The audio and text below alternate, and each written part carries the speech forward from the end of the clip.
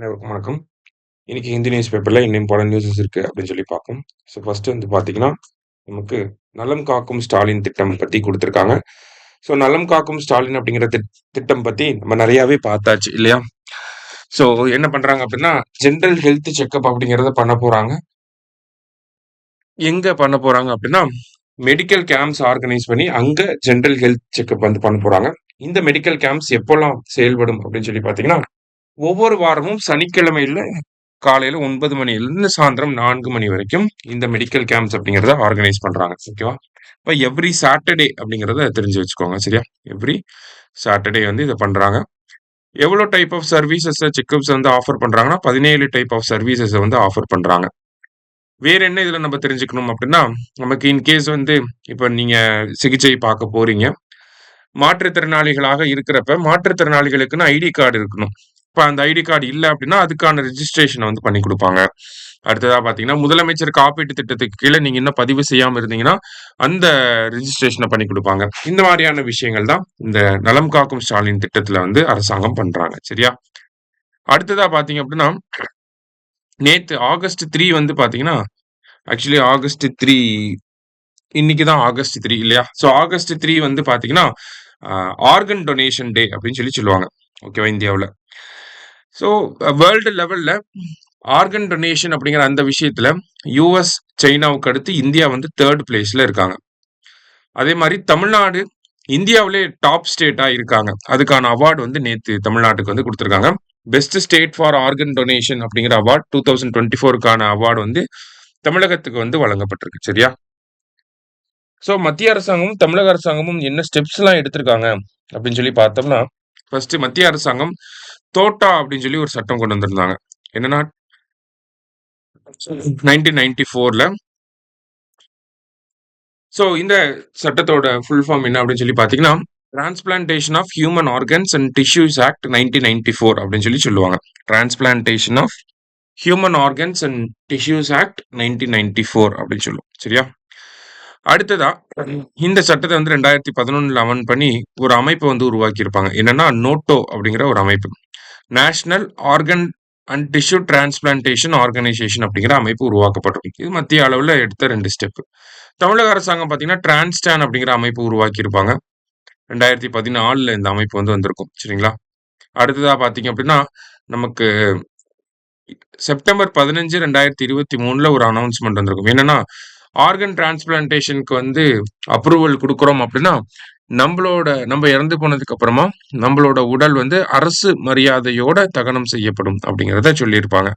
So, அந்த அனௌன்ஸ்மென்ட்க்கு அப்புறமா பார்த்தீங்கன்னா, நமக்கு தமிழ்நாட்டுல இந்த ஆர்கன் டொனேஷன் அப்படிங்கிறது நல்லாவே நடந்துகிட்டு இருக்கு அப்படிங்கிறத குடுத்திருந்தாங்க. அடுத்தது தமிழ்நாட்டிலேயே வந்து இந்த ராஜீவ் காந்தி அரசு மருத்துவமனைன்னு சொல்லுவாங்க. எங்க இருக்கு அப்படின்னு சொல்லி பார்த்தீங்கன்னா, நம்ம சென்னையில இருக்கு. அந்த அரசு மருத்துவமனையில தான் வந்து அதிக அளவுல இந்த டிரான்ஸ்பிளான்டேஷன்லாம் நடக்குது அப்படிங்கிறத குடுத்திருந்தாங்க. அடுத்ததா பார்த்தீங்கன்னா, calls grow to set up permanent national commission for DNTs அப்படின்னு சொல்லி குடுத்திருக்காங்க. அதாவது டிஎன்டி அப்படின்னா denotified nomadic and semi nomadic tribes அவங்கள தான் டிஎன்டி அப்படின்னு சொல்றோம். சரியா?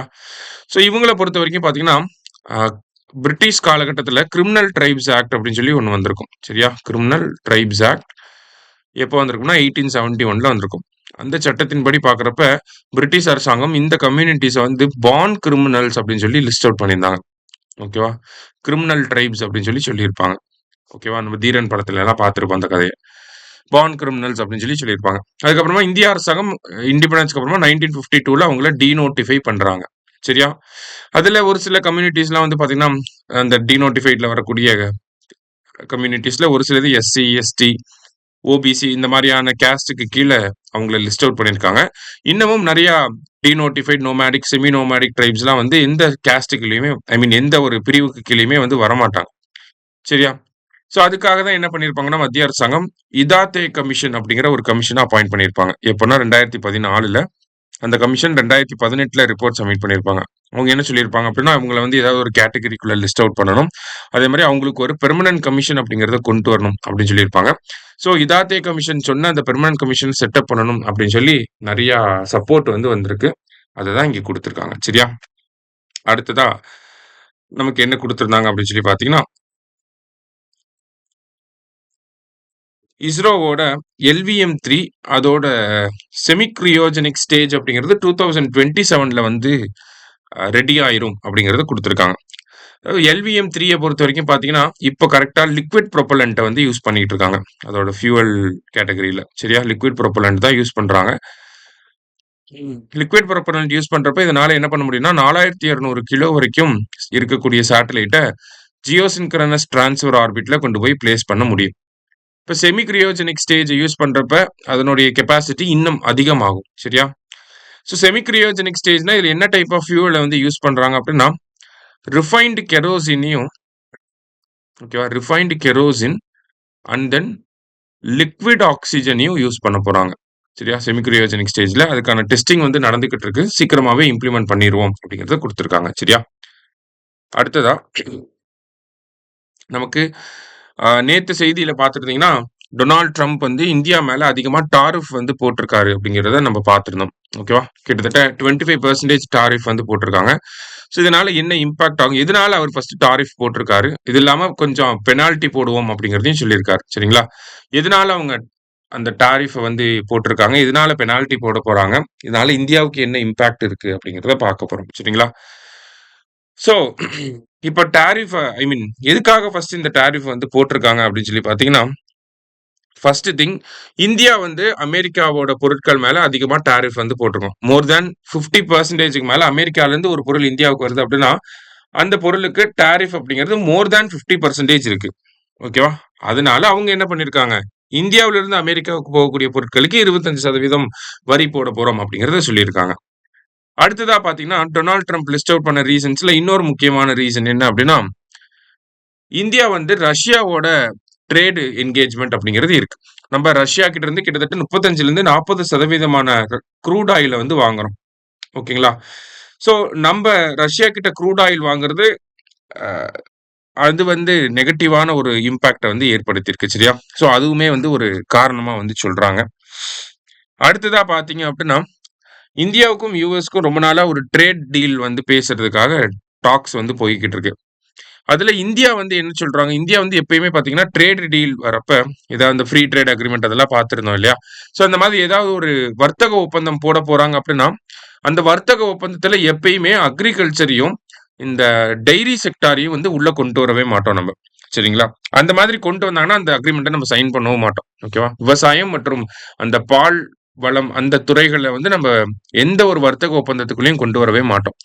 பிகாஸ் அந்த விவசாயம் அந்த பால்வளத்துறை இது எல்லாத்தையுமே வந்து நம்ம ட்ரேட் டீல்ல இன்க்ளூட் பண்ணிட்டோம்னா வெளிநாட்டுல இருந்து வரக்கூடிய விவசாய பொருட்கள், வெளிநாட்டுல இருந்து வரக்கூடிய பால் அந்த மில்க் ப்ராடக்ட்ஸ் எல்லாமே வந்து இந்தியன் மார்க்கெட்ல அதிகமா வர ஆரம்பிச்சிடும். அப்ப நம்மளோட விவசாயிகள் வந்து பாதிக்கப்படுவாங்க அப்படிங்கிறதுக்காக நம்ம எந்த அரசாங்கம் இருந்தாலும் சரி இதை வந்து பண்ண மாட்டாங்க சரியா. ஆனா அமெரிக்கா வந்து அதை இன்சிஸ்ட் பண்றாங்க, அக்ரிகல்ச்சரை வந்து இன்க்ளூட் பண்ணும், டைரி செக்டாரை இன்க்ளூட் பண்ணும் அப்படின்னு சொல்லி. ஸோ அதுக்கு இந்தியா வந்து அக்செப்டன்ஸ் கொடுக்காதனாலையும் இந்த டாரிஃப் வந்து அமெரிக்கா போட்டிருக்கலாம் அப்படின்னு சொல்லி சொல்றாங்க.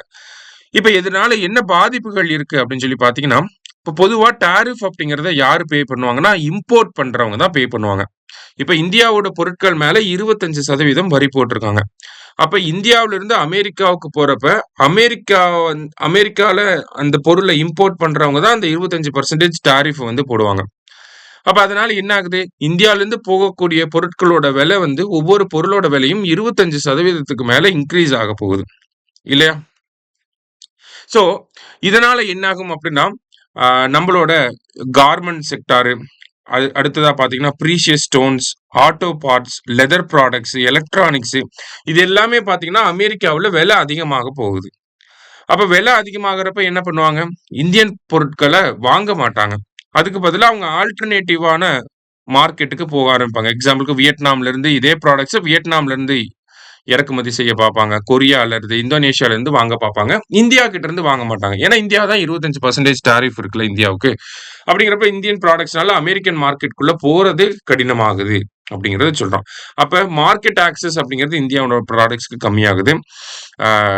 இந்த மாதிரியான ஒரு இம்பாக்ட் வந்து ஏற்படுத்தும் அப்படிங்கறத சொல்லியிருக்காங்க. இப்ப இதுக்கு என்ன சொல்யூஷன் அப்படின்னு சொல்லி பாத்தீங்கன்னா இந்தியாவும் அமெரிக்காவும் வந்து அந்த ட்ரேட் டீல் அப்படிங்கிறது போய்கிட்டு இருக்கு.